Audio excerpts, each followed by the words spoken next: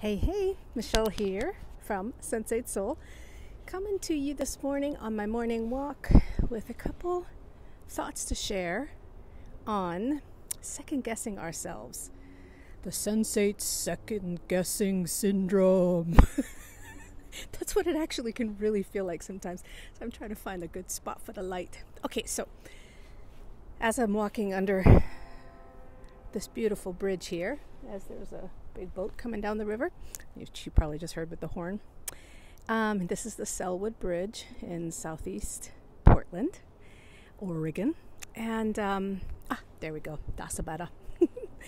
So as I'm walking under this bridge, I'm thinking about how we are often empaths and sensitives, and those who are tuned into their empathy and tuned into the feelings and emotions and sensations and thoughts and moods and look at that pretty light of others, that you are bridges. You are bridges for other people to understand and tune in and sense and actually even just recognize sometimes their feelings and emotions that they have that they may not be aware of. So I love this idea of really allowing ourselves to embrace that we are bridges.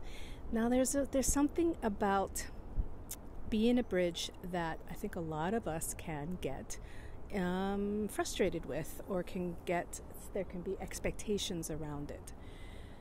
So being an empath and being sensitive and being able to tune into all the things that we sense and feel in others and also in ourselves, but for some reason we seem to sometimes is easier to do it for others, to have empathy for others than for ourselves. Let there be light on that little comment there. Messing about. But being a bridge does not necessarily mean that you have to always be correct with what you're sensing and feeling, that you don't have to be necessarily right with what you're sensing and feeling.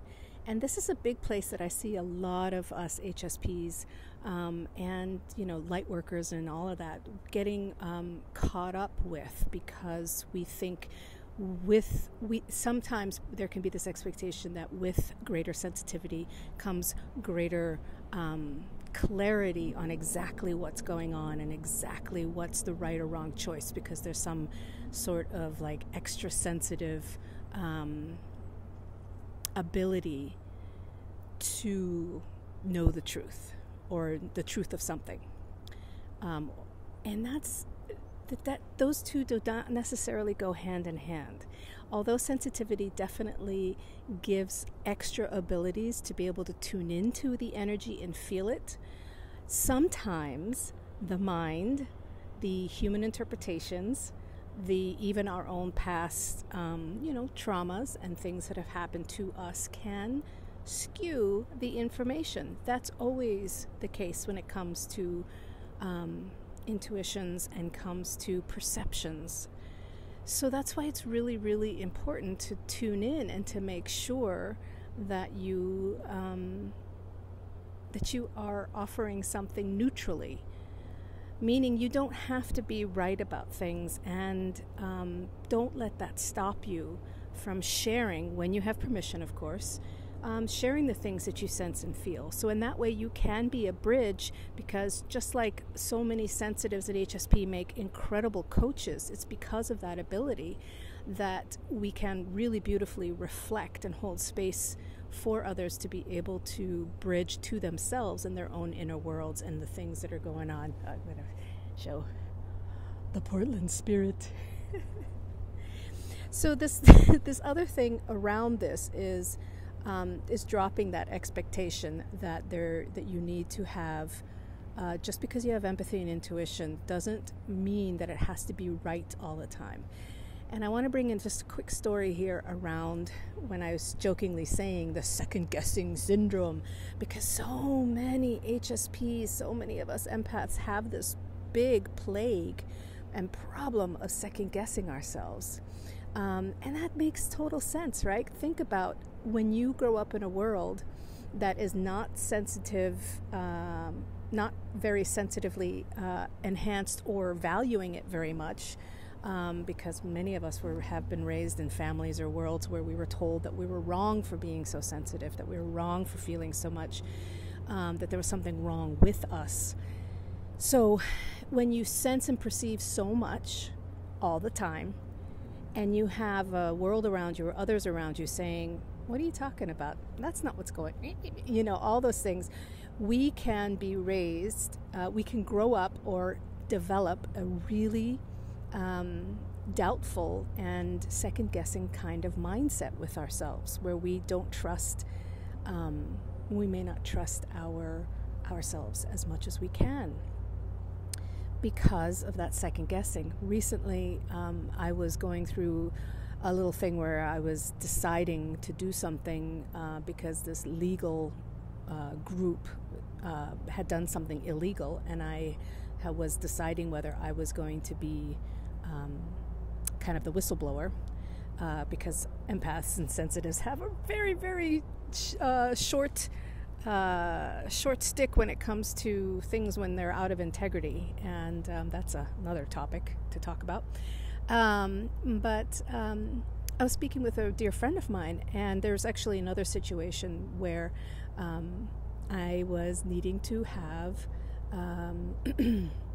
some boundaries around some things. And my dear friend, when I was lamenting to her of like, oh, but if I do that, and she was just like, Michelle, you are second guessing yourself to death. Now, please stop. It's a good friend, right? She is a very dear friend. So this second guessing syndrome that we can have,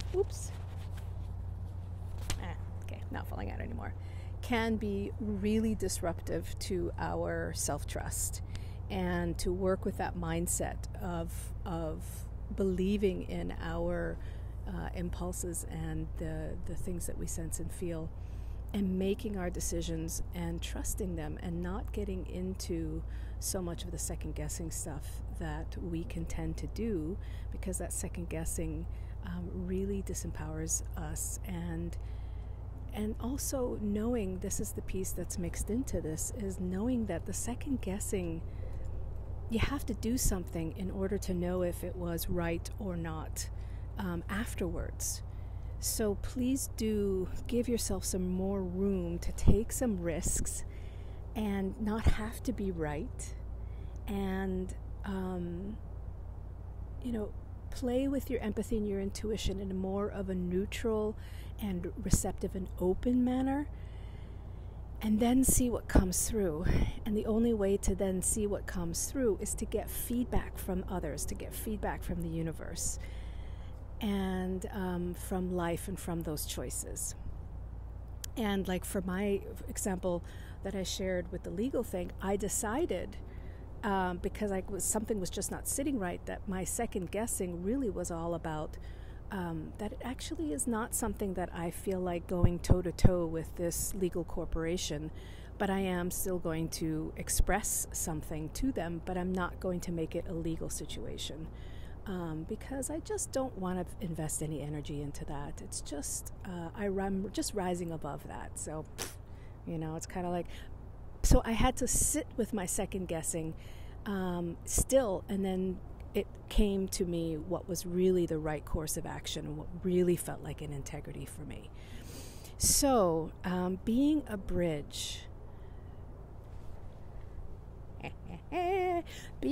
does not mean having the right answer or knowing always what the right choice is or what the right feeling or the emotion is that you're sensing.